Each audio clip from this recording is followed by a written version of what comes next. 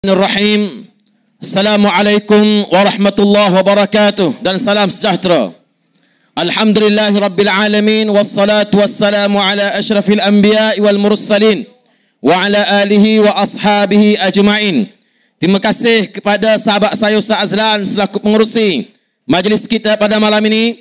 Ibu hormat Datuk Datuk Seri Syahidan Kasim, Ahli Parlimen Arau, Ahli Parlimen paling muda dalam Dewan Rakyat. Sahabat saya berhormat Ustaz Aflan Hamimi, Timbalan Ketua Dewan Pemuda PAS Malaysia. Seterusnya berhormat Ustaz Hafiz Sabri, Ketua Pengarah Jabatan Pilihan Raya Pemuda Perikatan Nasional. Ibu hormat Dr. Ustazah Siti Mastura, Ahli Parlimen Kepala Batas tidak dilupakan.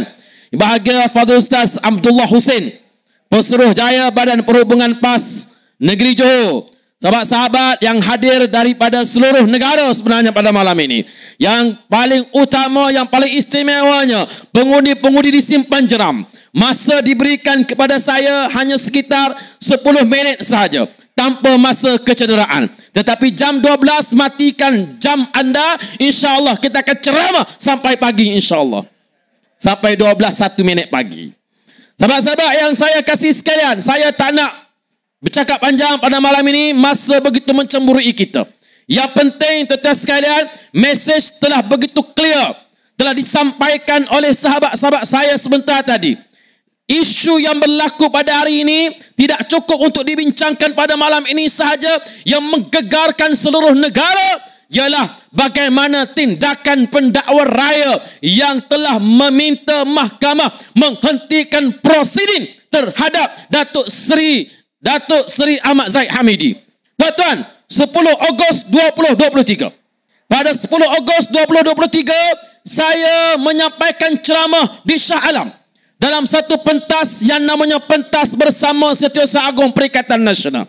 Di dalam ceramah tersebut, saya menyebut dua perkara yang saya kata akan berlaku selepas pilihan raya negeri. Apa dia dua perkara tersebut? Yang pertama, saya menyebut UMNO Barisan Nasional akan menjadi kelompok yang paling bungkus ikat tepi selepas PRN. Ini saya sebut bila 10 Ogos, PRN 12 Ogos, dan ternyata UMNO dan Barisan Nasional menjadi parti yang paling bungkus ikat tepi di dalam PRN yang lepas. Betul ke tak tuan-tuan? Mereka menjadi parti yang paling gagal dalam PRN.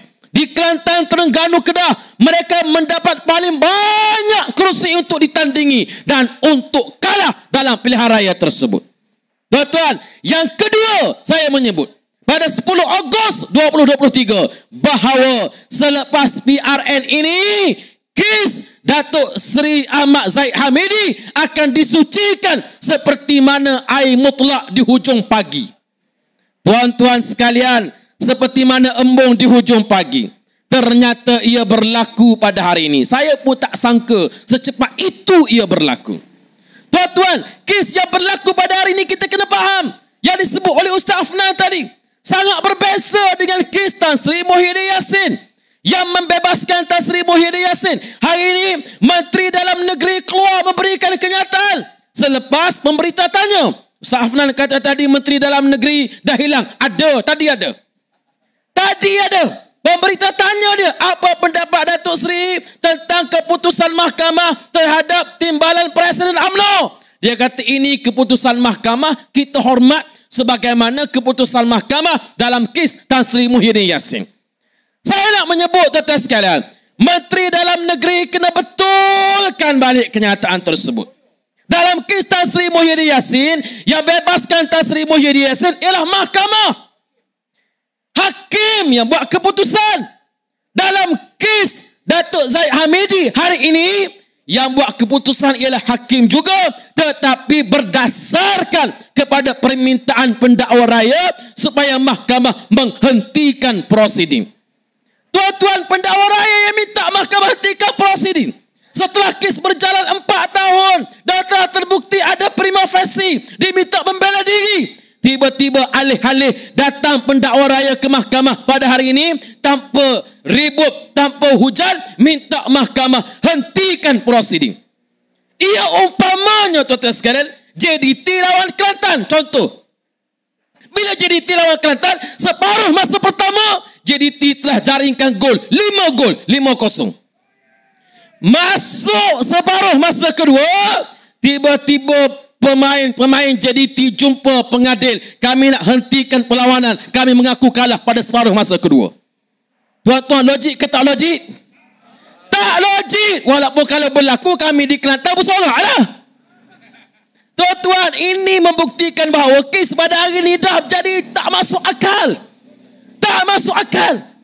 Tiba-tiba disebut pula bahawa, oh ini bukan kali pertama pendakwa raya, peguam negara tarik balik kes. Ya, bukan kali pertama. Antaranya ialah ketika peguam bela atau pendakwa raya menarik balik kes. Siapa tuan-tuan sekalian? Lim Guan Eng. Kes apa ni tuan-tuan sekalian? Ini tuan-tuan tahu sendiri. Tarik balik kes. Sebab itu tuan-tuan sekalian, YB Wan Faisal telah sebut tadi, dan saya nak isytiharkan pada malam ini, inna lillahi wa inna ilaihi raji'un. Reformasi sudah pun mati pada hari ini. Setuju kata setuju tuan-tuan? Reformasi telah mati. Mana lagi panglima-panglima Pakatan Harapan yang dulunya berjuang bersama-sama Datuk Seri Anwar Ibrahim. Kami anak-anak muda dulu, tahun 98 saya ambil SPM, tahun 99 saya berada, awal 99 saya ada di Kuala Lumpur pada masa itu. Tuan-tuan, pada ketika itulah kes Datuk Seri Anwar Ibrahim dibicarakan. Kita rela naik bas pagi lagi pergi ke mahkamah untuk melihat sosok tubuh Datuk Seri Anwar Ibrahim dibicarakan di mahkamah. Siapa yang tak kenal barisan peguam-peguam pada masa itu? Kerana apa? Kerana pada masa itulah kita melihat slogan reformasi. Selepas tahun 98 sampai ke hari ini, berpuluh tahun reformasi dilakukan. Hari ini reformasi telah mati. Yang mentalkinkannya, yang telah menguburkannya, yang telah mematikannya ialah orang yang mengasaskannya, ialah Datuk Seri Anwar Ibrahim. Setuju atau setuju tuan-tuan? Mereka sebut pula bahawa, oh kita tidak masuk, tak campur tangan. Yang kamu lantik Timbalan Perdana Menteri itu pun, di situ pun kamu telah campur tangan terhadap kes Datuk Seri Ahmad Zahid Hamidi. Tuan-tuan, ketika Tan Sri Muhyiddin Yassin menjadi Perdana Menteri, pada ketika itu kita hanya ada slight majority. Kita hanya ada 113, 114. Kalau kita nak kekuatan, kita boleh lantik mana-mana pemimpin UMNO yang ada kes mahkamah menjadi anggota kabinet. Tapi Tan Sri Muhyiddin Yassin dengan kekuatannya, dengan keyakinannya, tak lantik mana-mana menteri yang ada kes mahkamah masuk dalam kabinet. Dan kerana tak lantik itulah yang membawa kepada penarikan sokongan ahli-ahli Parlimen UMNO daripada Kerajaan Perikatan Nasional pada masa itu. Naik pula Datuk Seri Ismail Sabri. Langkah yang sama juga diambil. Tidak melantik mana-mana ahli parlimen atau mana-mana pemimpin yang ada kes mahkamah memasuki kabinet pada masa itu. Tuan-tuan, ini telah pun terbukti. Kita telah letakkan satu benchmark yang cukup tinggi. Tiba-tiba naik Perdana Menteri dengan penuh tata kelola, tata kelaut, wewenang cerakannya yang dia ada. Dia lantik Datuk Seri Ahmad Zahid Hamidi sebagai Timbalan Perdana Menteri. Padahal disebut bahawa kalau tuan-tuan tanya pemimpin UMNO, kenapa masuk dalam kerajaan yang ada pada hari ini? Kenapa mereka sebut? Kerana titah di Pertua Agong. Betul tak? Alasan mereka kerana titah di Pertua Agong. Baik, kalau betul kerana titah di Pertua Agong, tak payah lantik Datuk Zahid sebagai TPM. Tak lantik pun tak apa. Sebab kerana menjunjung titah yang di Pertua Agong, mereka tak akan keluar daripada kerajaan. Betul ke tak betul? Tapi kerana mereka sendiri pun tak yakin pada UMNO. Sebab itu tuan-tuan, hari ini telah musnah sistem keadilan. Telah musnah sepenuhnya di Malaysia yang ada pada hari ini. Saya minta, ini bukan berasaskan kaum. Ini bukan berasaskan agama. Ini bukan permintaan berasaskan mana-mana. Base kepada mana perkauman. Melayu, Cina, India yang sayangkan kepada negara. Tunjukkan referendum kita. Mesej kita kepada kerajaan yang ada pada hari ini. Hari Sabtu ini kita keluar. Kita undi Perikatan Nasional. Boleh kita boleh? Ini mesej dia tuan-tuan.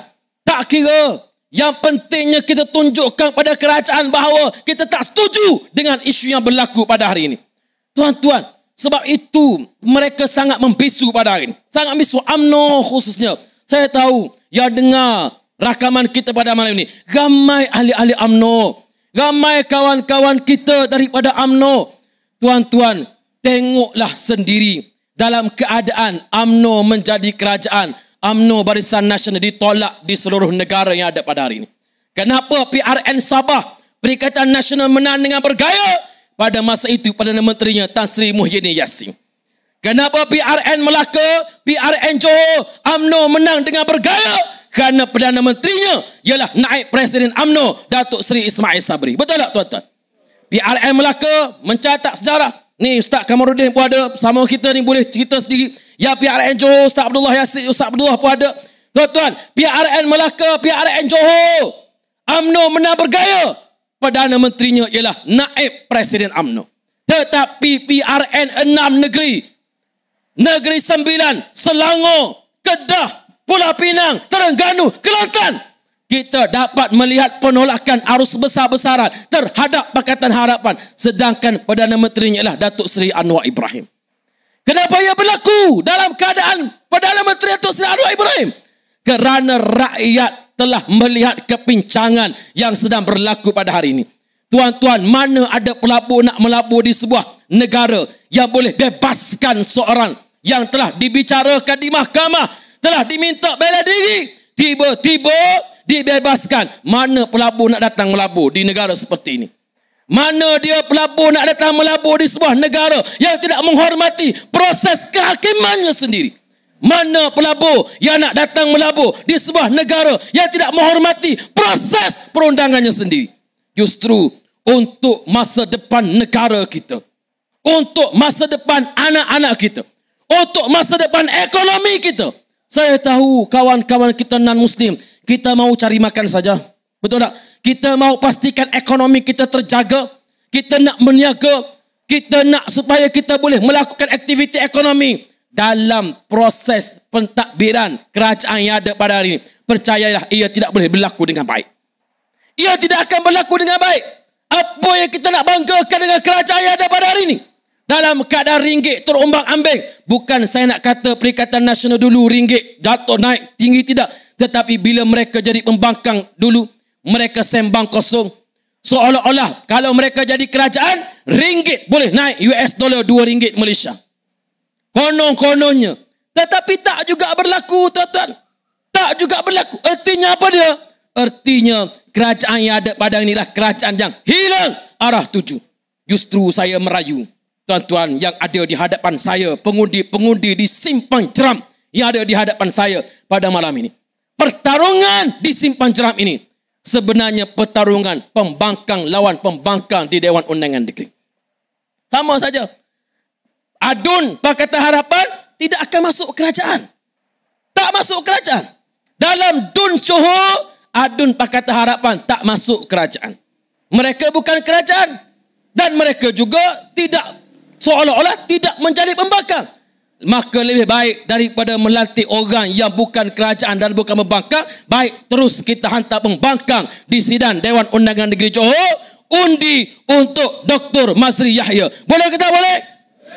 InsyaAllah. Terima kasih tuan-tuan sekalian. Dan itulah yang kita harapkan. Terima kasih pada semua yang hadir pada malam ini. Datuk Seri Syahdan Kasim, kita nak dengar ucapan dia. Tetapi kerana halangan daripada undang-undang pilihan raya, InsyaAllah kita tengok wajahnya pun dah cukup pada malam ini. Ini dah ahli parlimen anak muda hebat dan dahsyat yang akan memberikan semangat pada anak-anak muda lakukan perubahan pada hari Sabtu ini, insyaAllah. Assalamualaikum warahmatullahi wabarakatuh. Perikatan!